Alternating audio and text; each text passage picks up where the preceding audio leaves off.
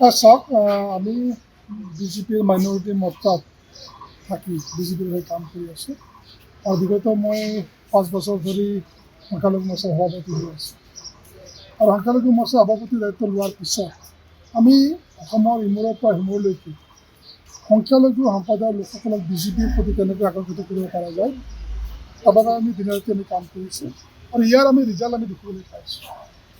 ইয়াৰ result যোৱাৰ আমি পৌৰসভা নিৰ্বাচনতো আমি এনেকুৱা কিছুমান ৱাৰ্ড আছে যিবিলাক ৱাৰ্ডত প্ৰায় 100% মাইনৰিটি মানুহ, সেইবিলাকতো আমি যোৱাবাৰ সংখ্যালঘু ভোটাৰে বিজেপি তথা উদম ফুলৰ চিনত ভোট দিবলৈ জিকাইছে। ঠিক তেনেকৈ যোৱা লোকসভা নিৰ্বাচনতো আমি বহুত ভাল ৰিজাল্ট আমি দেখাবলৈ সক্ষম হৈছোঁ।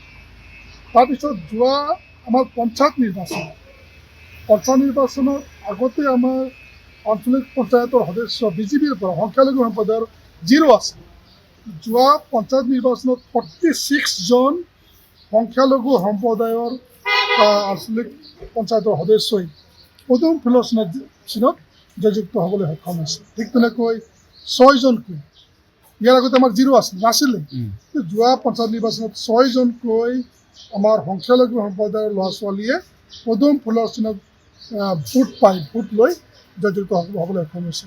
এইটোৱে প্ৰমাণ কৰিছে যে সংখ্যালঘু ৰাইজে এতিয়া বুজি পোৱা হৈছে সকলোৱে উন্নয়ন বিচাৰে আৰু বৰ্তমান চৰকাৰে যিধৰণে কাম কৰি আছে, সকলোৰে বাবে যিধৰণে কাম কৰি আছে, মানে বুজি পাইছে যদি উন্নয়ন লাগে, যদি আঁচনি লাগে, যদি ডেভেলপমেণ্ট লাগে, তেতিয়াহ'লে বিজেপিৰ লগত থাকিব লাগিব। এই কথাখিনি ৰাইজে বুজি পাইছে। এটা সময়ত আছিলে কাৰণ এটা সময়ত কংগ্ৰেছে সংখ্যালঘুসকলক ইমান ভয় খুৱাইছিল যে বিজেপি আহিলে মছজিদ ভাঙিব, বিজেপি আহিলে গীৰ্জাঘৰ ভাঙিব, বিজেপি আহিলে আপোনালোকে গীৰ্জা কৰিব নোৱাৰিব, এই ধৰণৰ এটা পৰিৱেশৰ সৃষ্টি আছে। কিন্তু যোৱা 10টা বছৰ একোতো হোৱা নাই, ক'তোতো আমি একো অসুবিধা পোৱা নাই।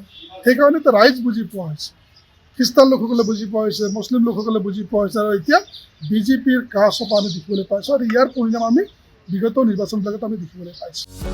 যিকোনো খবৰৰ বাবে যোগাযোগ কৰক আমাৰ এই নম্বৰত 9181 307 221।